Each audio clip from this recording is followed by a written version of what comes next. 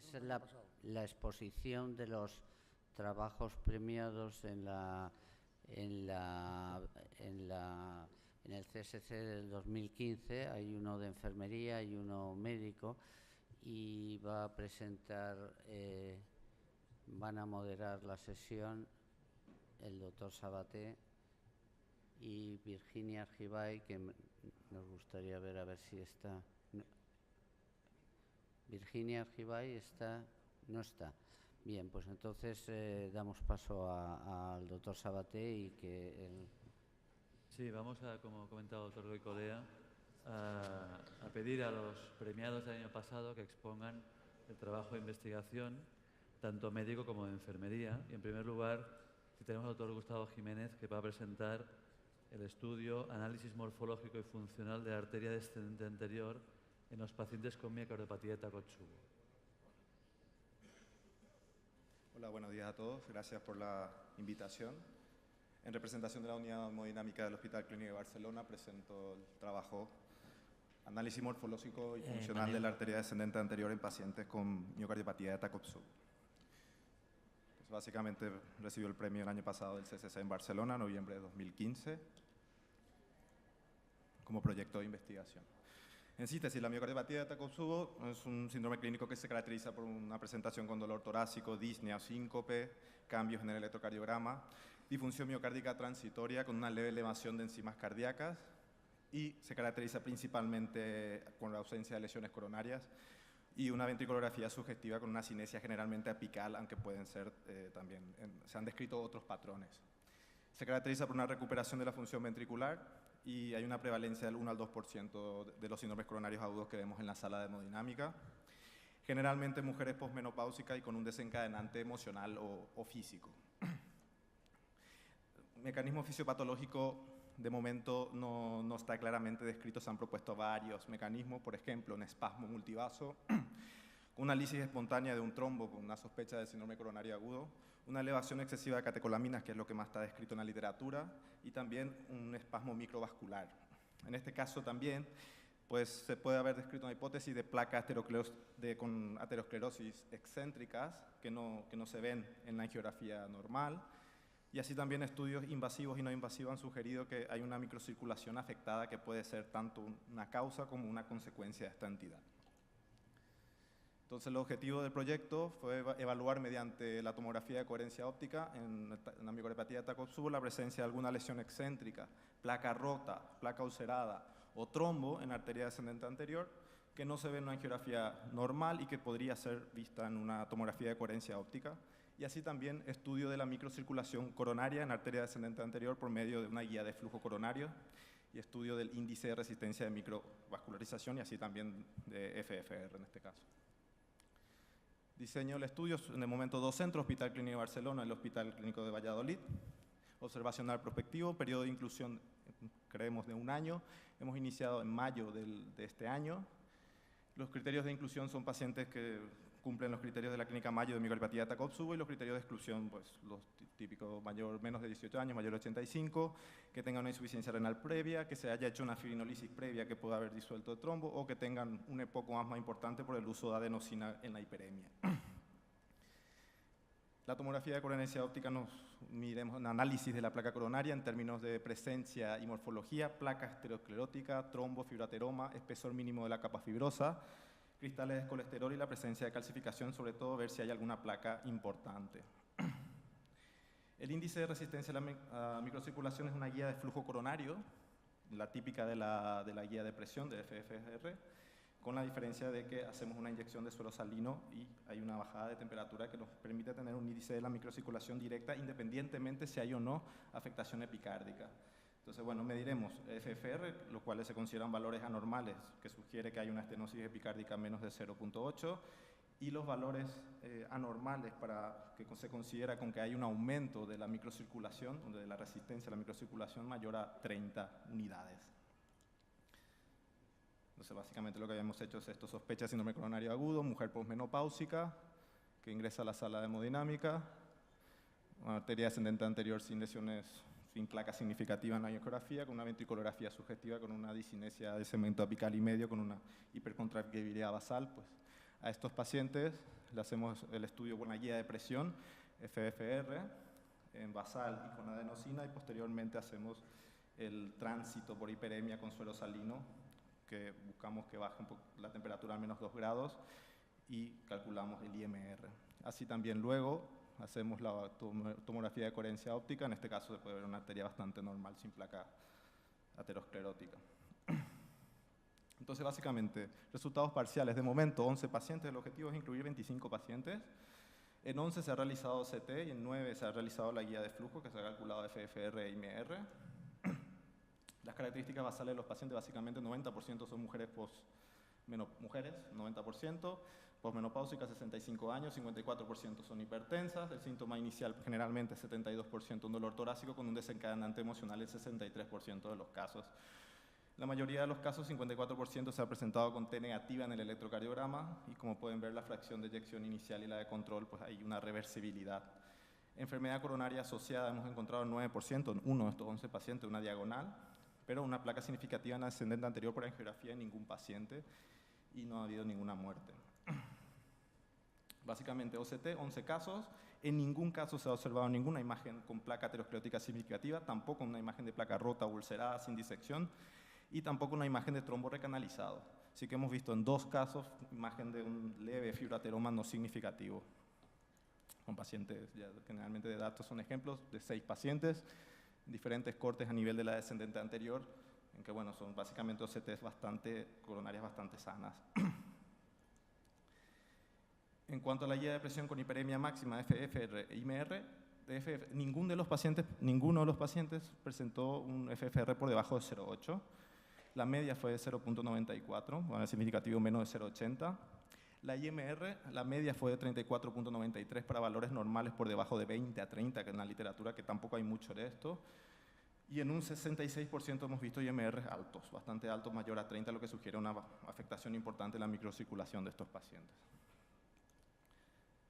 En síntesis, como conclusiones preliminares de los 11 pacientes, en los pacientes analizados con OCT en la arteria descendente anterior, son sanas, aparentemente sanas, sin presencia de una carga aterosclerótica importante, no se observa placa rota ni erosiva, ni tampoco la presencia de trombo. La FFR es normal en este tipo de pacientes, lo que apoya más la teoría de que no hay una obstrucción epicárdica oculta, ni una disección ni una placa excéntrica que condicione una limitación del flujo, y sí que vemos un aumento importante del índice de resistencia a la microcirculación coronaria, que podría ser tanto la causa o como consecuencia de diferentes fisiopatologías en esta entidad. Y ya está.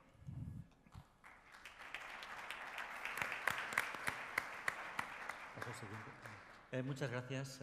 Vamos a pasar ahora a la presentación sobre el premio de CSC 2015 Investigación en Enfermería. Tiene por título Incidencia del espasmo radial y percepción del dolor a través de la aplicación de una pomada anestésica, y se ha presentado por la señora Purificación Mogollón.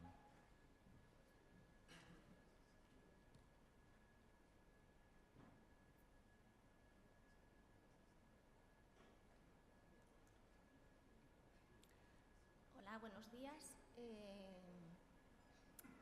El estudio de investigación que hemos realizado en nuestro centro es el espasmo radial y percepción del dolor en la zona de punción en relación con la aplicación de una pomada anestésica. Los objetivos nuestros eran conocer la incidencia del espasmo radial en nuestra unidad durante el intervencionismo cardíaco y determinar la percepción del dolor en la zona de punción durante el procedimiento, tras el uso de una pomada anestésica aplicada en la zona de punción elegida previamente. Los datos se recogieron entre abril del 2015 y abril del 2016. Fue un ensayo clínico prospectivo doble ciego de intervención llevado a cabo en nuestro centro. En un principio se cogieron 198 pacientes programados, aleatorizados informáticamente al uso de una pomada anestésica u otra pomada placebo. Los criterios de inclusión que tenían que cumplir todos son el consentimiento firmado previamente y pacientes programados para coronariografía diagnóstica y angioplastia y un pulso radial adecuado. Esto es un pulso mayor de 2 o igual. Los criterios de exclusión no nos basamos en personas sin obesidad grado 3 o mórbida, que no presentasen enfermedad dermatológica en la zona de punción elegida y sin alteraciones psicológicas cognitivas importantes, ¿vale? Intervenciones quirúrgicas previas en la zona elegida de punción también se descartaron, y pacientes con beta-hemoglobinemia, que es una contraindicación de la pomada elegida, alérgicos a algún componente de la pomada, pacientes anticoagulados o pacientes con arritmias. El procedimiento se le explicaba el fin del estudio al paciente, y una vez firmado el consentimiento se le aplicaba una pomada con un grosor de 2 milímetros y se le ponía un apósito aislante porque no puede entrar en contacto con el aire de la pomada. Después, cuando llegaban a la sala, se limpiaba con suero fisiológico y se seguía el procedimiento habitual, que es el Scandi, se usa Scandial 1, se forma un abón y después la técnica de Seltenger. Una vez introducido el introductor, que era o de 5 o 6 French, pues ya se le preguntaba al paciente si había tenido dolor. Una vez que salía de la sala se hacía, en la sala se hacía la compresión radial normal con Tensoplast y después el cambio del apósito. Una vez que estaba en la zona de camas, se le hacía un cuestionario. Bueno, el número de casos, como dije antes, era de 198 pacientes en un principio. Se descartaron 4 pacientes por cambio de acceso radial inicial, ¿vale? Y se cogieron 2 grupos. Los pacientes, aunque era aleatorizado informáticamente, los grupos, los dos han sido muy parecidos. Un 68% de pacientes, un 68% de cateterismos, un 20% eran angioplastias y un 10% un combinado. Empezaron siendo un cateterismo y terminaron siendo una angioplastia, con el cambio de introductor de 5 a 6 French. Y en el placebo el número de pacientes muy parecidos. Bueno, los pacientes, un 30% de los pacientes que se usó una crema anestésica tuvieron dolor en la zona de punción, frente a un 70% que no lo tuvieron. Y en el placebo un 92% tuvo dolor frente a un 12% que no lo tuvieron. Del 30% que tuvo dolor, se analizó el tiempo de actuación de la pomada y observamos que era por debajo de 85 minutos. En cambio, en el 70% estaba por encima de 120. Y el espasmo radial, la mayoría de los pacientes no lo tuvieron, y en un 2% de pacientes que se usó la crema anestésica tuvieron espasmo, y se observó que se usaron más de 3 catéteres. Y en el placebo un 86% no hizo espasmo frente a un 8% que sí hizo, y por el mismo motivo, por el múltiple uso de catéteres. Entonces, las conclusiones es que el uso de una pomada anestésica sí interfiere en el dolor percibido por el paciente durante el procedimiento, siempre y cuando el tiempo de actuación sea superior a 120 minutos y no interfiere en el espasmo radial según los resultados en nuestro servicio. Muchas gracias.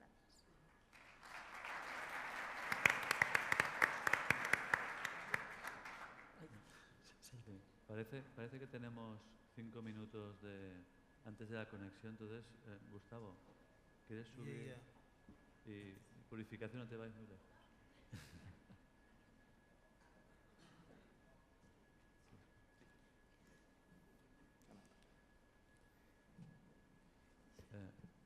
Gustavo, si me permites, no había visto tu presentación.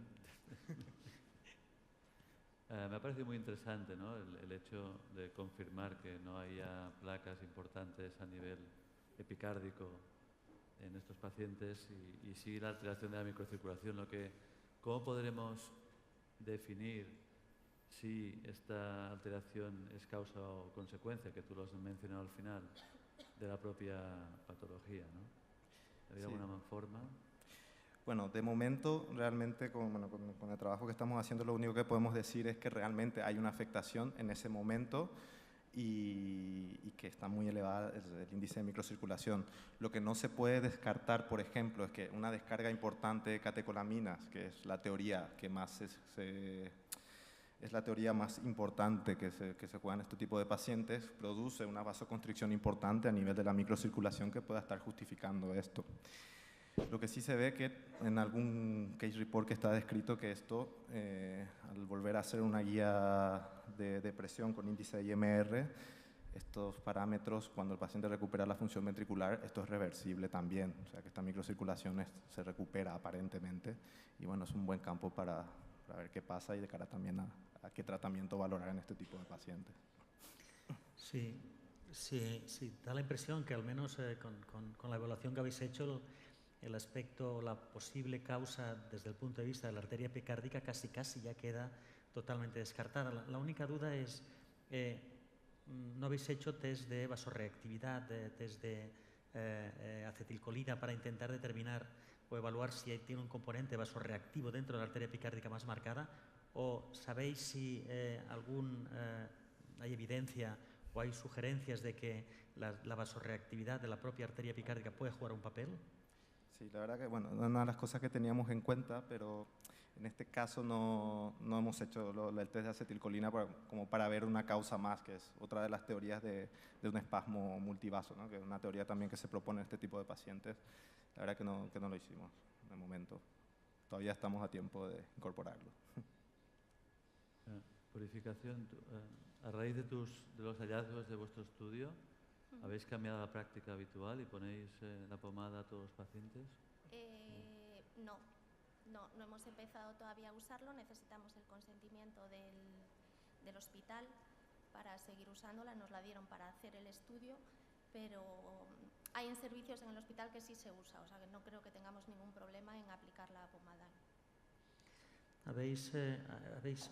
Quizás no lo he entendido, ¿habéis utilizado algún tipo de escala de dolor o solamente al paciente le preguntabais dolor sí o dolor no? Se usó la escala EVA del dolor, de 0 a 10, y como la media de edad está en torno a 65, 70 años, pues nos pareció la escala adecuada. Porque en la presentación habéis puesto la escala también, no. ¿o no? No habéis puesto. No está puesta.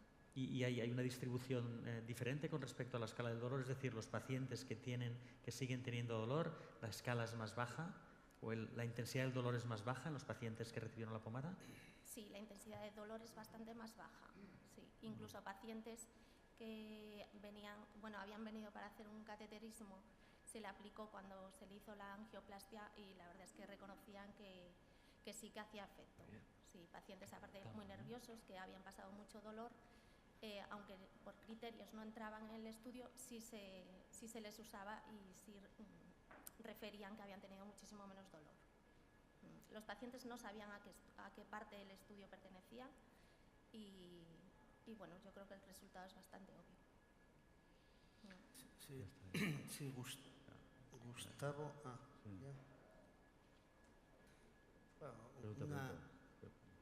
Gustavo, ¿se ha relacionado el Takotsubo con la disección espontánea de las arterias coronarias también, que se da más en mujeres, pero incluso fuera de la menopausia, ¿no? Vosotros tenéis 12 pacientes, habéis recogido en 11. ¿Pensáis, lógicamente, seguir recogiendo? ¿Pensáis prolongar la inclusión de estos pacientes y aumentar el número de centros de cara a dar una respuesta más consistente en cuanto al sustrato, ¿no? Los hallazgos patológicos del Takotsubo? Sí, realmente sí, es la idea inicial. Es la idea inicial. La idea inicialmente la iniciamos nosotros como un piloto con el apoyo del año pasado de este proyecto. Se nos ha unido el centro de Valladolid y ahora estamos pendientes de 2 centros más.